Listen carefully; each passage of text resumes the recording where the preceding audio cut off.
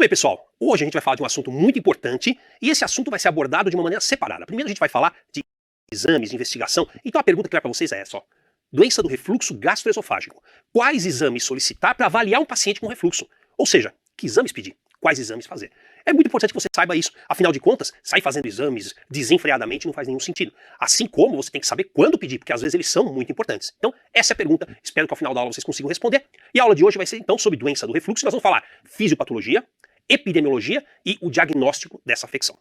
Então, vamos em frente, e a agenda dessa nossa aula é a seguinte, ó. A gente vai falar sobre uma introdução, onde a gente vai falar dos conceitos anatômicos, fisiológicos, um pouco de epidemiologia, e aí nós vamos para fisiopatologia, que é bem intrincada. A gente vai falar dos mecanismos do antirrefluxo, vamos falar da hérnia de hiato, tão famosa, partir para o quadro clínico, onde a gente vai falar dos sintomas típicos e atípicos, e entrar no diagnóstico. A gente vai falar dos exames gerais, exames mais pedidos, a endoscopia e sua classificação, a eletromanometria, pH-metria e impedanciometria, que também são muito importantes. Então, vamos seguindo essa agenda e vamos em frente.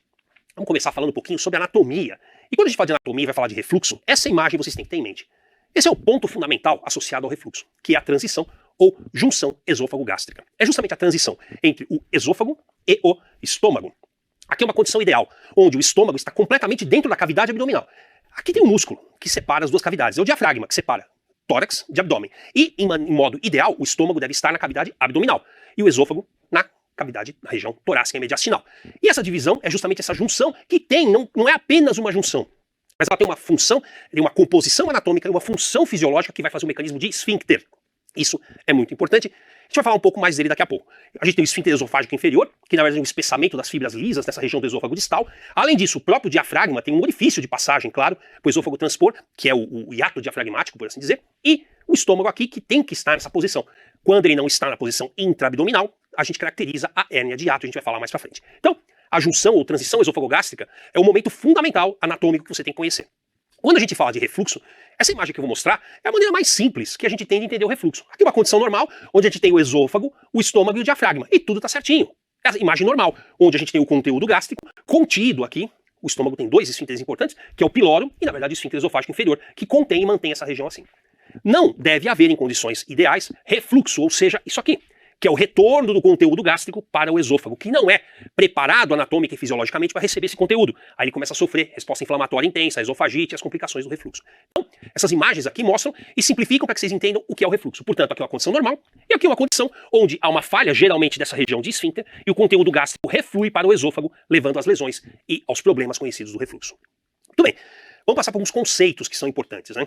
E esses conceitos são interessantes porque você tendo esses conceitos, você já começa a enxergar de uma outra forma e abordar de outra forma a doença. Bom, a doença do refluxo gastroesofágico, também chamada de DRGE, acontece, é o seguinte, ela é chamada de doença quando os pacientes têm sintomas sugestivos de refluxo ou complicações relacionadas sem necessariamente ter inflamação esofágica.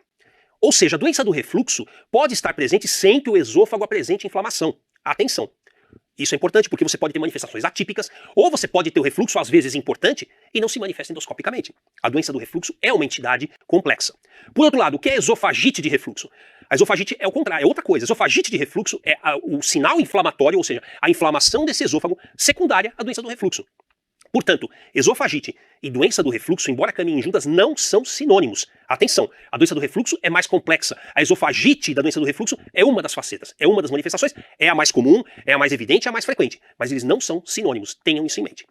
Muito bem, tendo esse conceito, você já consegue entender que algumas questões, inclusive em provas, tentam levar você, de alguma forma, a cair nessa confusão de chamar pela mesma coisa, coisas que são diferentes. Muito bem, qual a epidemiologia? Por que a gente fala tanto de refluxo? É muito comum? Demais. Acredita-se que no Ocidente de 10 a 20% de todas as pessoas tenham ocasionalmente episódios de refluxo. Nos asiáticos esse número é um pouco menor, ao redor de 5%. No Ocidente, se acredita que 0,5% ao ano da população acaba desenvolvendo refluxo. Então, é muito, muito comum. Muito bem, tendo esse conceito e essa epidemiologia tão grande em mente, a gente vai continuar e agora vai falar de uma outra coisa que é muito importante. Muito bem, pessoal. A gente tem epidemiologia, já teve aqueles conceitos fundamentais, mas olha, o seguinte, a doença do refluxo, na verdade, surge quando há um desequilíbrio entre fatores que protegem e fatores que atacam. Ou seja, fatores que são predisponentes e fatores que evitam o refluxo. Alguns fatores, por exemplo, o refluxo. A gente tem a acidez desse material que está voltando, a hipersensibilidade do próprio esôfago, a mediação inflamatória.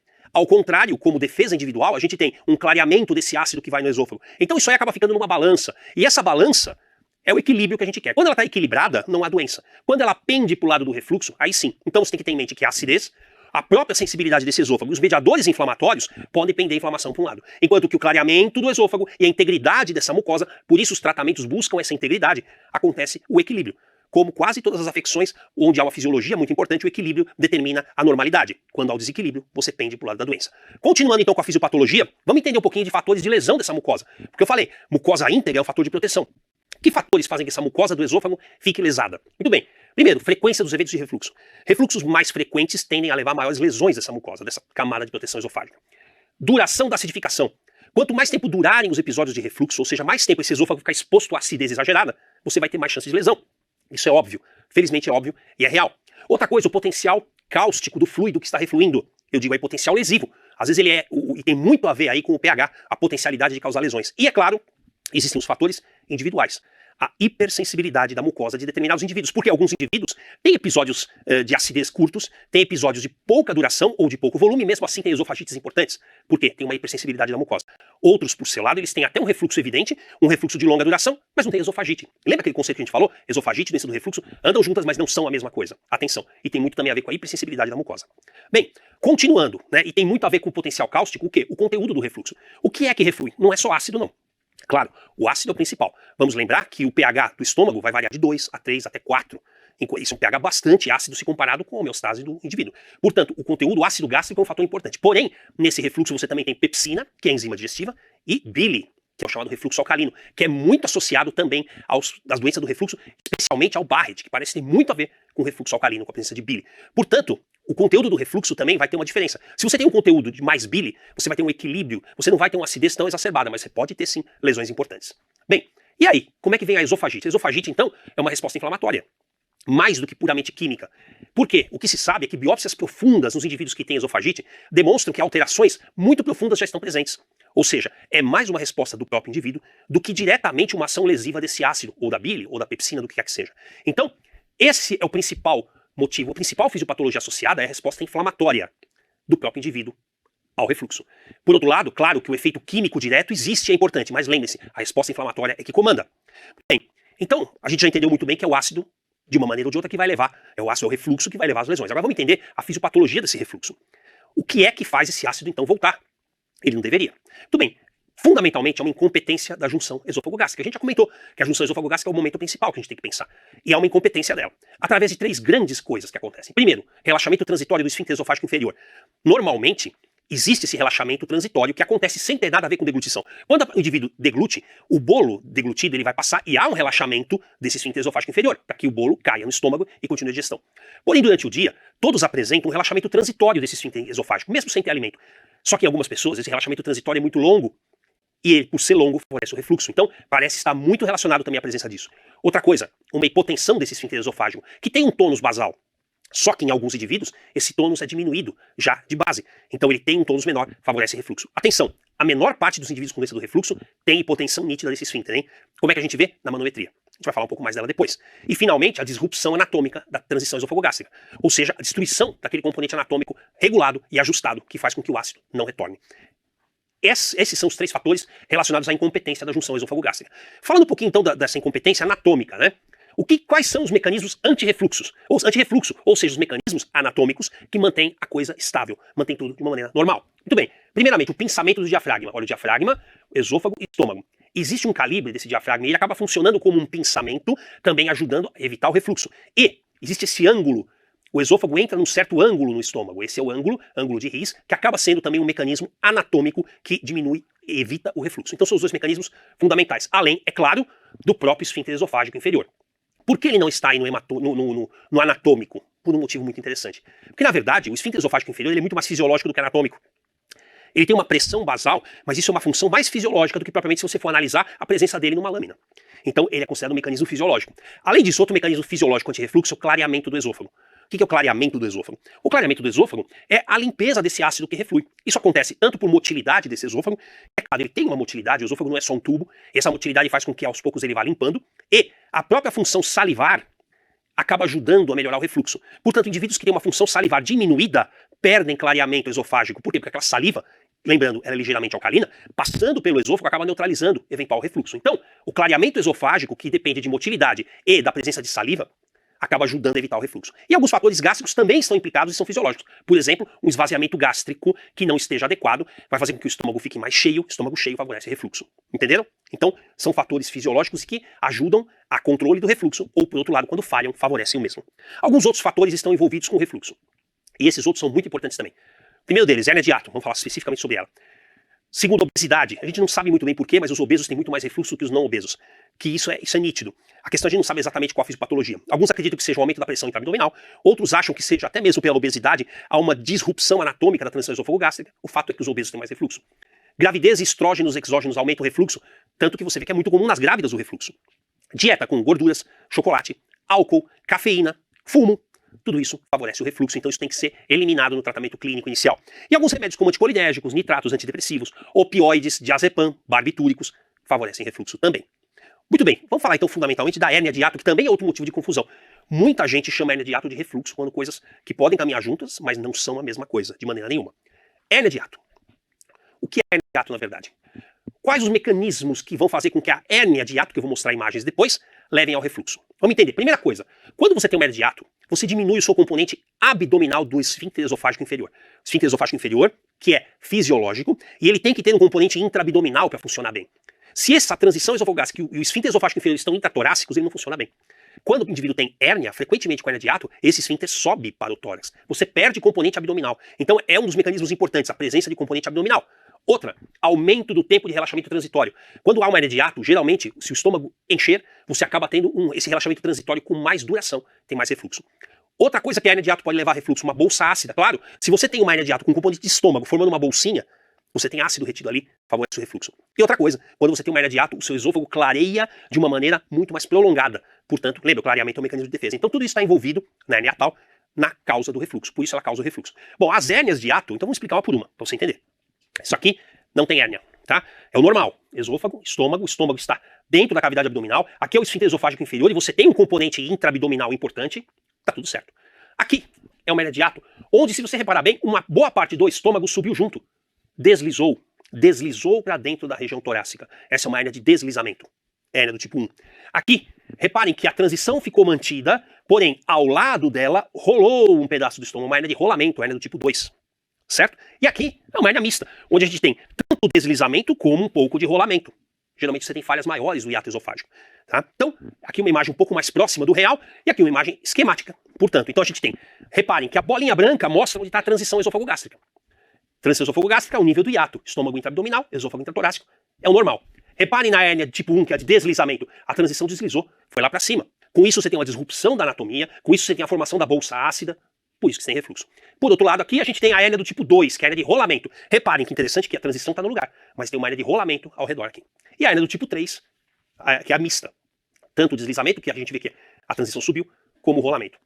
Em algumas classificações, existe a classificação hérnia hiatal do tipo 4. A hérnia hiatal do tipo 4 é a hérnia que, além da própria hérnia, tem conteúdo. Outros órgãos estão acometidos ou estão habitando essa hérnia. Por exemplo, intestino delgado, baço, fígado, cólon, por aí vai. É muito difícil, é muito raro, tem que ser uma grande falha diafragmática, mas a hérnia do tipo 4, a hérnia gigante, pode acontecer isso. Muito bem, falei muito de hérnia, né? Então é isso. O que determina é a hérnia. Isso é uma pegadinha. Pessoal, isso é uma pegadinha que era muito comum em prova, agora talvez nem tanto, mas foi um pouco batida, mas é verdade. Hérnia de hiato. Existe refluxo sem hérnia de hiato. O indivíduo pode ter refluxo sem ter hérnia nenhuma. Por outro lado, o indivíduo pode ter uma hérnia de hiato até relativamente grande sem nenhuma queixa de refluxo. Então, elas andam junto, tanto o refluxo como a hérnia de hiato, mas não dependem um do outro. Isso é muito importante. Cuidado com essa confusão.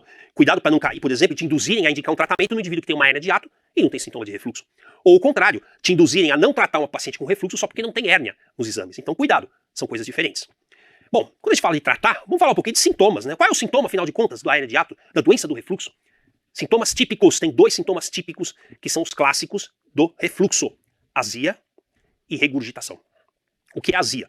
Bom, azia é aquela sensação de queimação que fica aqui na região substernal, na região subxifoide, geralmente começa no epigástrio e sobe. Tá? Quase 50% da população ocidental em algum momento da vida tem azia. Isso é azia. E a regurgitação é o retorno do conteúdo. Sobe o conteúdo gástrico, que é ou bem ácido até amargo, sem vômito associado, tá bom? Então é muito importante isso. Regurgitação não é vômito. Regurgitação é o retorno do líquido gástrico sem força, sem pressão ou reflexo de vômito. Então, azia e regurgitação são sintomas típicos da doença do refluxo. Por que é importante? Porque existem os sintomas atípicos, que não são os clássicos, e esses são vários. Os sintomas atípicos antes do refluxo são tosse, rouquidão, a sensação de uma bola, que é o chamado globus, a sensação de uma bola no esôfago, alguns sintomas respiratórios altos, como laringite, pigarro, alguns sintomas respiratórios puros, por exemplo, broncoaspiração, pneumonias recorrentes, asma e sibilância, que às vezes é desencadeada pelo refluxo, sinusite crônica, lesões dentárias e aftas por causa da alteração do pH da boca, mucosa da orofaringe inflamada, todos esses são sintomas atípicos do refluxo. Porque são atípicos, não são aqueles clássicos, mas estão presentes numa grande frequência, tá? Lembrando, o diagnóstico do refluxo é clínico. Você tem os dois sintomas clássicos, pirose ou regurgitação, ou os dois juntos, após as refeições. Normalmente é o clássico, certo? Outras coisas clássicas, piora com o decúbito, quando o indivíduo deita, piora. E alivia com antiácidos. Quando o indivíduo tem isso, quer dizer, os sintomas típicos, que são pirose e regurgitação, geralmente pós-prandiais, pioram com o decúbito e aliviam com antiácidos, você deve ter refluxo. Importante que o grau desses sintomas não é a gravidade do refluxo. O indivíduo pode ter esse sintoma muito complicado, muito grave, incapacitante. Mas você pode ter um refluxo ou uma esofagite muito discreta. Por outro lado, você pode ter pacientes com muito pouco sintoma, oligossintomáticos, com uma esofagite severa. Então, também muito cuidado, que o grau dos sintomas não reflete exatamente a intensidade, a gravidade da doença do refluxo. Bom, falar dos exames, né? Quais exames são realizados para investigar, diagnosticar o refluxo? Esses são os principais, os que existem disponíveis.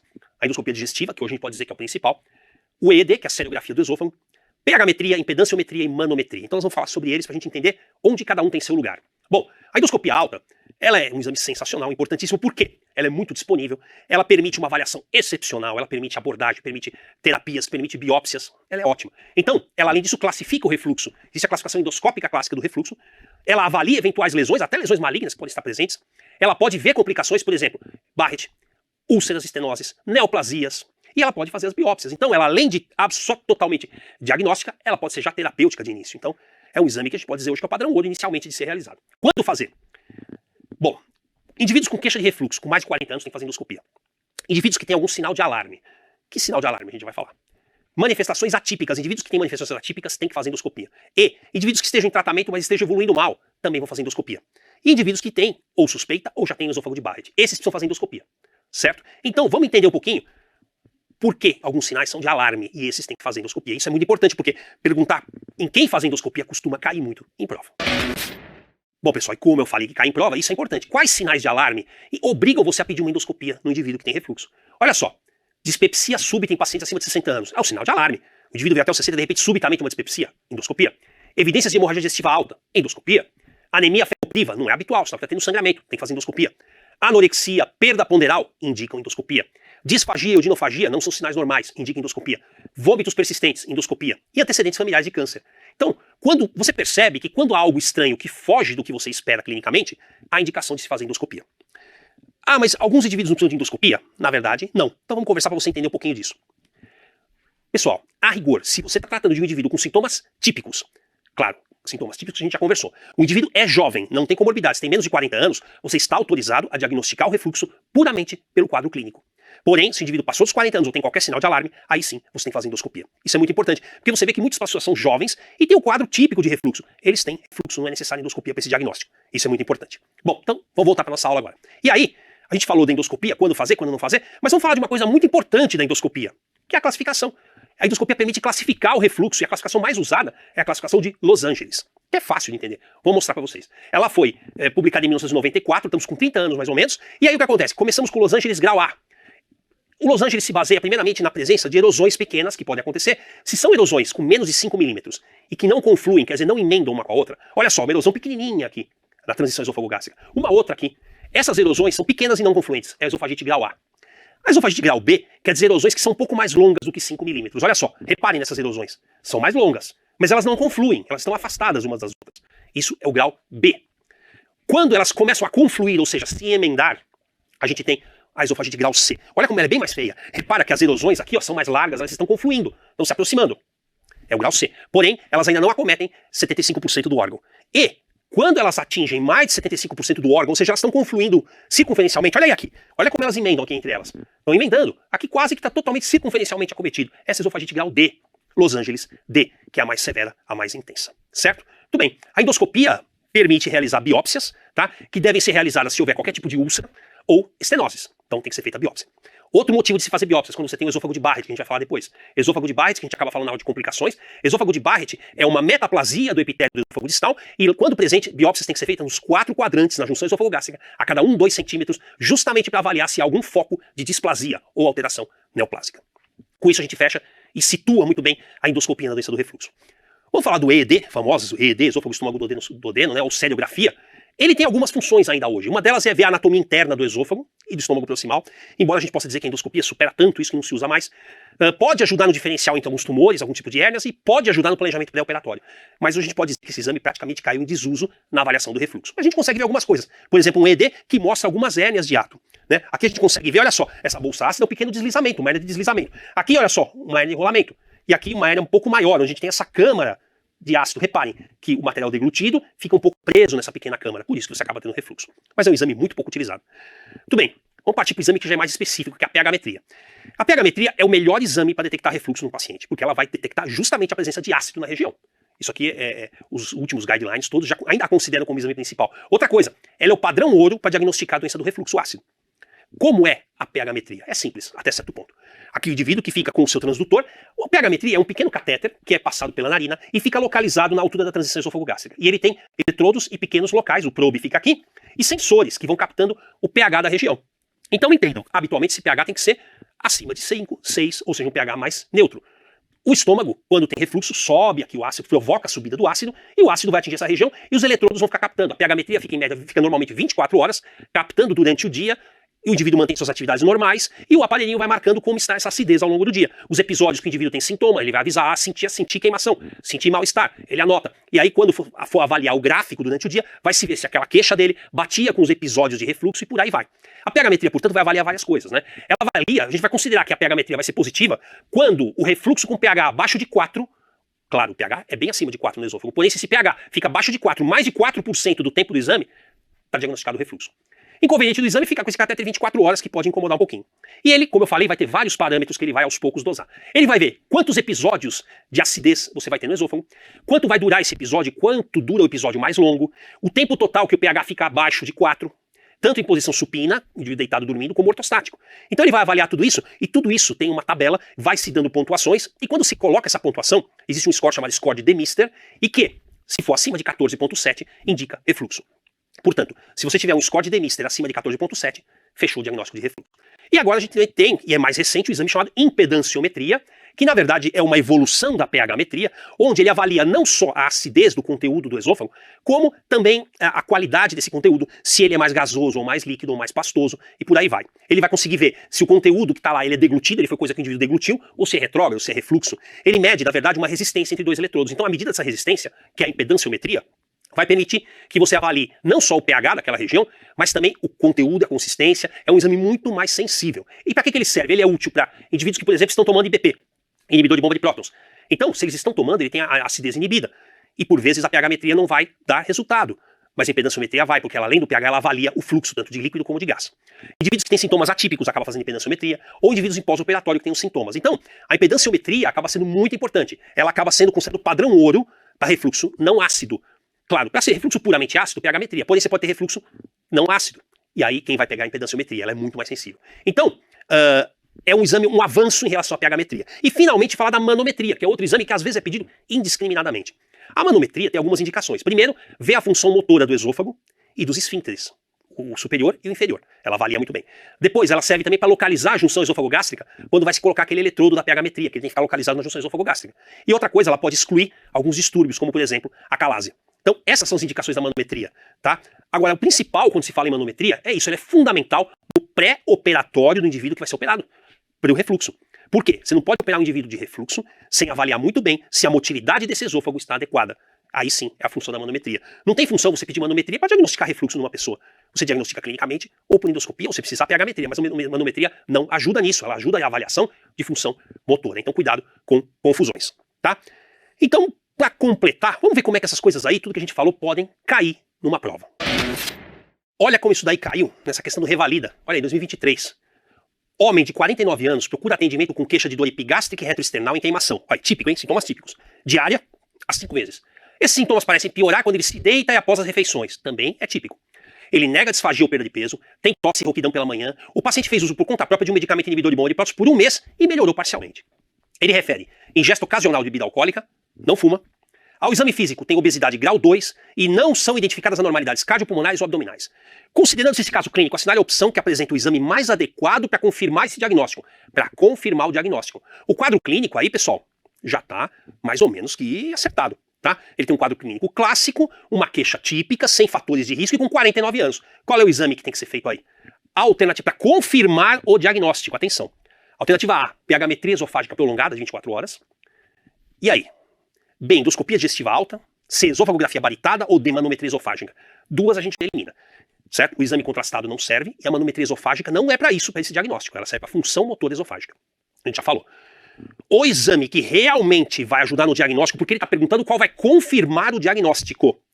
Aí é o exame que é padrão ouro para confirmar o refluxo. Qual é esse exame? É a pH-metria. Ah, mas não vai fazer endoscopia? Vai fazer endoscopia. Claro que vai fazer um indivíduo com sintoma clássico, mas ele tem mais de 40 anos, tem 49 anos. Tem que fazer sim endoscopia. Porém, a endoscopia pode vir normal. Não pode? Pode vir normal e ele tem refluxo mesmo assim. Então, o exame que é mais sensível, que realmente vai elucidar se você precisa, é a pH-metria prolongada. Essa é a pergunta da prova que acaba sendo que uma pegadinha, porque você pode fazer endoscopia, ela pode não dar alteração nenhuma. Agora a pH-metria não vai falhar, ela vai dar. Então o exame mais adequado, pH-metria esofágica prolongada para diagnóstico do refluxo. Tá bem? Muito bom. Depois dessa aula, eu sei que agora você já consegue responder, então quais exames solicitar para avaliar um paciente com refluxo. Isso é importante que você tenha sempre em mente, porque isso vai acompanhar vocês para a vida toda, a necessidade de fazer, porque é uma afecção extremamente comum e você vai lidar com ela demais. Então espero que vocês tenham aproveitado e já saibam responder, já aprendendo, né? A gente falou muito sobre isso. Um grande abraço e até a próxima.